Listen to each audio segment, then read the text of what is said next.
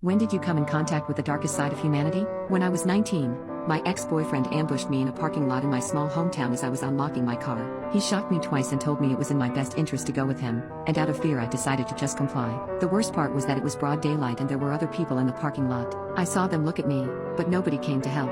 He drove me for over 2 hours until we finally arrived at his house, where he brought me inside. He proceeded to tie me to a chair, and I watched as he had a psychotic breakdown about what we could have been and how I did this to him. He stabbed himself 3 times, and me 27 times, and every time he drew red from either of us he'd tell me this was my fault. He'd sit there and interrogate me right after, asking me what my current boyfriend had that he didn't. He ended up using the red he drew from me to write our names followed by a love heart on his wall. After 4 hours he stopped what he was doing, and I watched him have another psychotic breakdown in front of me. He fled his house and left me tied up after it, and I sat there for at least another hour before I started trying to break free. I ended up surviving that day, but sadly I think that's the worst thing that could have happened to me. You see, during those 4 hours I refused to react to anything he did.